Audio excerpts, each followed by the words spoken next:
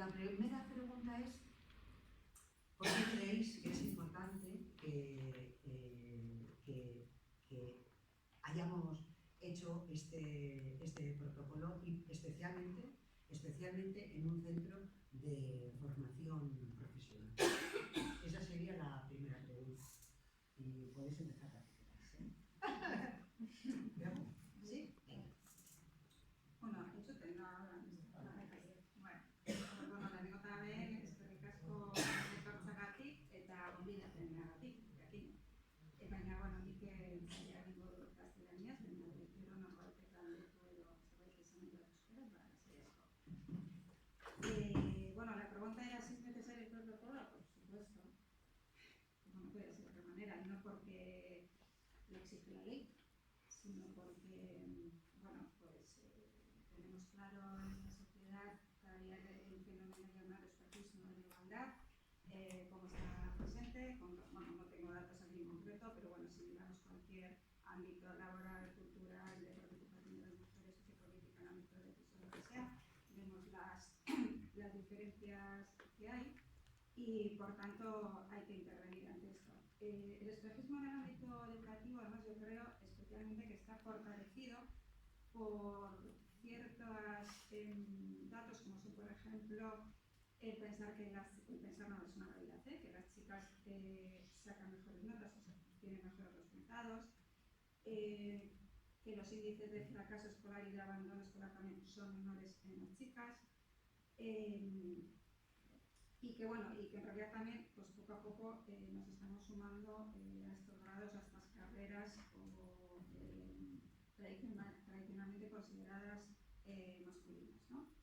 Entonces, este espejismo quiere decir que se reporta un poco con este discurso y en el lado contrario tendríamos pues bueno, tantas informes e investigaciones que pues, se concluyen que efectivamente el sistema educativo sigue reproduciendo el sexismo y los estereotipos de género, ¿no? Y esto se reproduce pues, no solo en ciertas actuaciones que habéis nombrado aquí, sino que se reproduce también a través de la organización del propio centro, de qué relaciones de poder en la jerarquía y, ¿no? de los propios centros. Se reproduce también en el currículum, en el material que se utiliza, en la metodología, las relaciones del profesorado y el alumnado y, bueno, pues en todos los ámbitos, ¿no? Por tanto, pues bueno, insisto, o sea, hay que... quería hacer una apreciación, si me permitís, respecto a la terminología utilizada. Bueno, yo también hablo de mujeres y de hombres, igualdad de mujeres y hombres, o desigualdades entre mujeres y hombres. Con esta mujer quiero poner el asterisco de mujer o de trans, es decir, salir un poco del binarismo de género que se utiliza, ¿no? Y pues nombrar a, bueno, pues este binarismo que nos clasifica y nos obliga a clasificarnos y nos excluye etiquetando esta dicotomía de hombre-mujer, privado, público, heterosexual, homosexual, etc.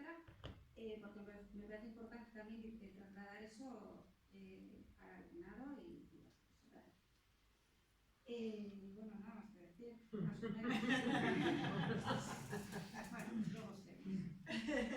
Nos han amenazado que teníamos poco tiempo, y algunas aquí nos enrollamos mucho. Vamos a estar formales todas.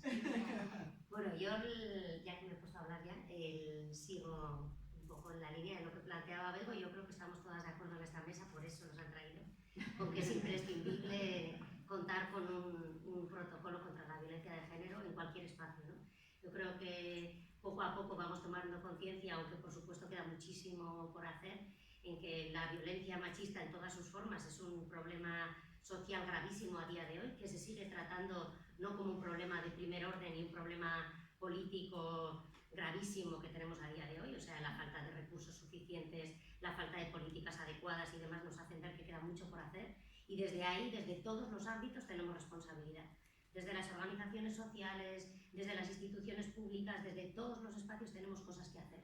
Y el ámbito educativo yo creo que es un ámbito privilegiado, a veces no, dejamos como mucha responsabilidad en que la educación nos salve todo, pero es verdad que la educación tiene como mucho potencial en generar como nuevos modelos de relaciones más igualitarias que prevengan la violencia de género, ¿no? Que es puede, la mejor forma de prevención, ¿no? De ahí, pues imprescindible contar con un protocolo aquí también, desde esa mirada de que todas las personas y todos los centros y ámbitos tenemos responsabilidad específica en abordar medidas concretas en la lucha contra la violencia.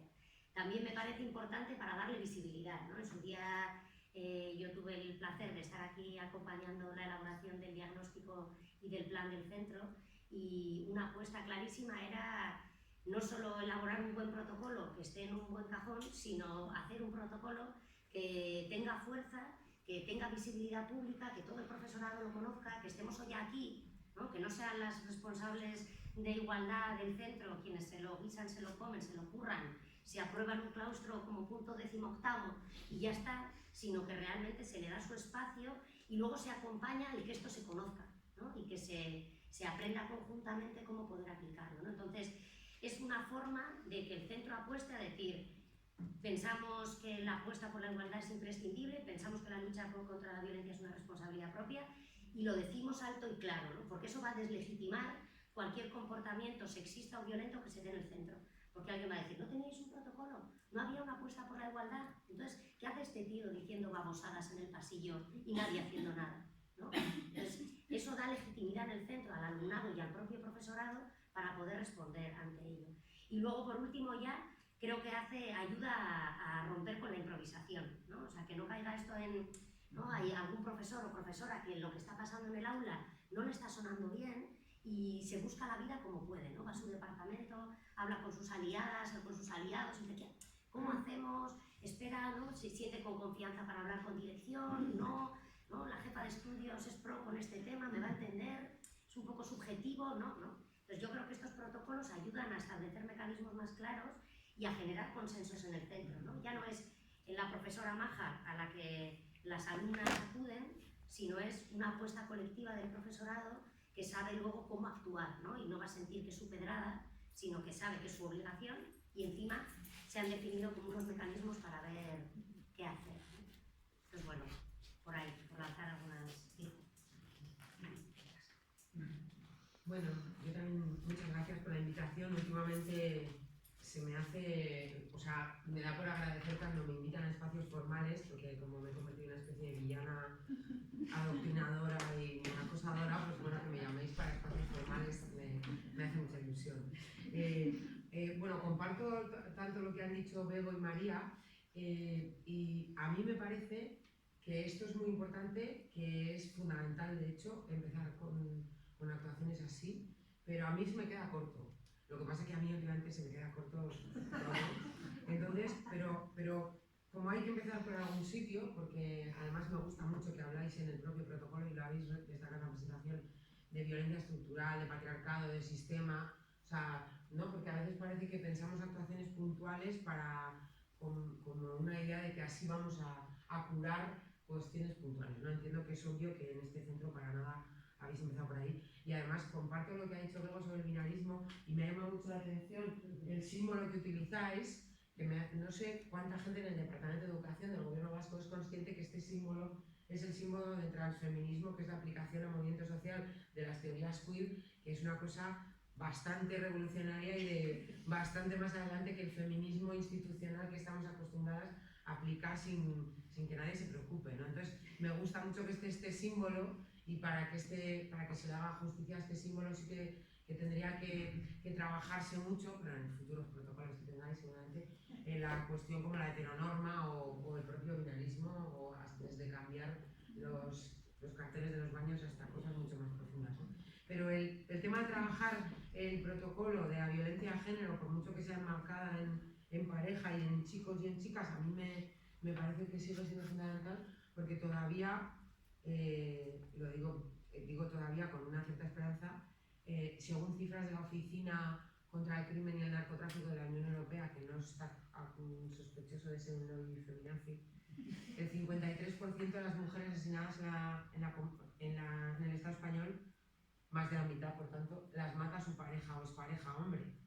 Entonces, pues ahora mismo parece que lo más arriesgado para su vida que podíamos hacer las mujeres no es ni viajar solas, ni hacer autostop, ni drogarnos, ni salir de fiesta, es tener una relación heterosexual. Entonces, creo que hay que trabajar esto bastante. Por otro lado, en adultos, pero también en menores, el 80% de los crímenes violentos en la comunidad autónoma vasca los cometen hombres o chicos. Entonces, tenemos un trabajo bastante profundo que hacer con la masculinidad como cosa que se construye, entiendo que también en las aulas, ¿no?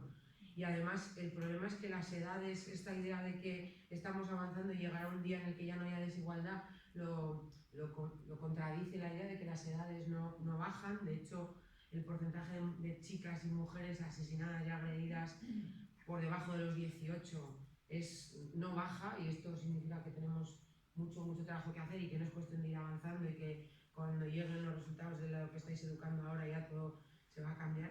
Y creo que además hay un trabajo que lo has mencionado tú, del amor romántico, que además que me consta que se trabaja en los institutos, que es que yo creo que a las chavalas sobre todo a las chicas, al contrario de las de nuestra generación y generaciones anteriores, les hemos dado el discurso del empoderamiento, es decir, les hemos dicho que podían hacer todo lo que consiguieran, pero no les hemos dado el discurso del contexto del sistema patriarcal. Es decir, les hemos dicho, tú puedes hacer todo lo que quieras, pero ahí fuera hay todo un sistema cuyas estructuras van a hacer lo posible para evitarlo, y una de ellas es el amor romántico. Entonces hay chavalas que llegan a las primeras relaciones sexuales o sentimentales o amoeróticas con lo que llama Mariluz Esteban, sin arneses, ¿no? O sea, que nadie les ha avisado. A nosotros, aunque eso les ha pasado, nuestra mamá nos decía, tú trabaja y ten tu propio dinero y así no dependerás del hombre, es decir, no seas como yo.